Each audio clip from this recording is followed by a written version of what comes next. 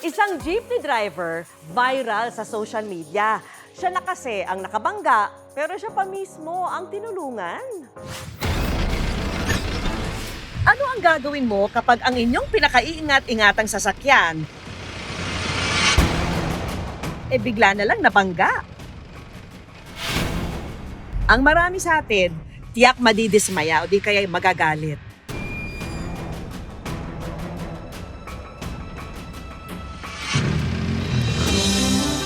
Teka, sa kaso raw ng jeepney driver na to, siya nang nakabangga. Siya pang binigyan ng regalo?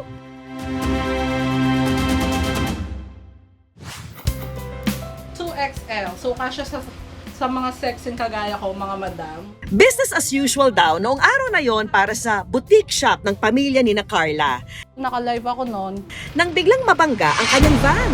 Napa-end-live ako kasi biglang may narinig ako na parang may bumangga, ganun. Paglabas ko nga, yung van na namin na nakapark sa harap ng boutique namin dito sa may gasoline station. Ang van ng pamilya ni na Carla nadali ng isang jeep. Bali yung van na to, family use at the same time pinaparentahan namin sa mga kakilala namin. Nagpark ako dito, that time habang naka-live si Mrs. Ang jeepney driver na nakabangga sa video, ang 74 anyos na si Tatay Victor.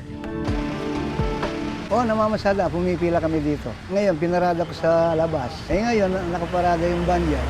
Nakaparada yung tricycle yan. Hindi ako makalabas. Inano ko yung manibela. Akala ko nakalabas na yung bumper. Inabanti ko ng konti. Bumasgat. Ngayon sabi yung dyan, paano ito kanya? Sige, hindi naman kayo tatakbuhin, ay kasalanan ko. Ito po yung naging bangga ni Tatay Victor. Yung bumper niya tumama po dito. Sumabit po dito. Nung inatras niya, nadamay po tong isang pinto. Bali, yun po yung pina-estimate namin na participation fee daw, 3,000. Kahit gasgas at maliit na bahagi lang ng sasakyan ang nadali ni Tatay Victor, ang kanya raw talagang ikinakaba. Ang danyos perwisyo na malamang ay pababayaran sa kanya. Pero aminado ang nabangga na si Carla na mabigat ang loob niyang pagbayarin ng matanda. Paglabas nga namin, nakita ko si tatay, bumababa ng jeep, hirap na hirap siya. Nabigla talaga ako noon. Sa amin lang hinabilin yung van, hindi talaga siya sa amin. So, we don't have the power to decide kung, yun nga po, kung ano ba ipupush through namin. Dahil walang ganitong kalaking pera, iniwan ni Tatay Victor ang kanyang lisensya saka humingi ng tulong sa kanyang jeepney operator. Hintayin nyo lang ako sandali, bigay ko yung lisensya ko. Bibiyay ko lang yung pila ko, sayang. Sabi ko, sa buong buhay ko, ngayon lang ako nakagasgas. 53 taon nang namamasada ng jeep si Tatay Victor at kahit may edad na, hindi niya raw magawang tumigil sa pagpasada dahil siya lang ang inaasahan ng kanyang pamilya. Sabi ko sa kanila, mag-isip-isip kayo, matanda na ako. Napapagod na ako, kako. Biruin mo, 1970, driver ka hanggang ngayon. Minsan napapaluwa ako, ako lang naghahanap buhay. Dahil sa edad, hirap nang maglakad si Tatay Victor. Meron na rin siyang iniindang sakit sa puso. Kung minsan, kung suswertihin ka, mga 500, saka yung boundary ko, 400. Sa tulong ng kanyang operator, nabayaran naman ni Tatay Victor ang 3,000 piso. Ngayon sabi sa akin ng boss ko, paano yan? Hindi ka pwedeng hindi magbabayad din yan, kanya. Sige, pero hindi ko pwedeng biglayin. Wala akong pera, kako. Kaya nagmukmuk ako dyan, iniisip ko kung kailang babayaran yun. Mas lalo raw siyang kinabahan nang makatanggap ng tawag mula sa pamilyang nabangga kinagabihan at pinababalik daw siya ng mga ito sa shop kinabukasan. Akala ko, magbabayad na naman kami, kulang yung ano. Nang bumalik si Tatay Victor sa shop kinabukasan, laking gulat niya nang mangyari ang di niya inaasahan.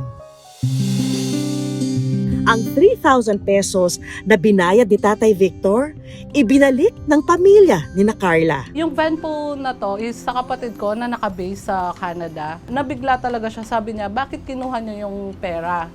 Sabi niya, ibalik niyo yan. First thing you need to do in the morning is to find tatay. Bukod sa pera, binigyan din nila si tatay ng groceries at pambili ng gamot. Sa buong buhay ko, ngayon pa lang nakakita ng ganun. Siyempre, masaya ka sa katawan mo. Wala na ka nang babayaran. Kaya masayang-masaya ako. Pero ang pagtulong na to ni na Carla, may mas malalim palang dahilan. Bata pa lang po kami, ano na kami ng kahirapan. Alam namin yung feeling ng walang-wala, yung di nakakatulog yung parents namin sa problema.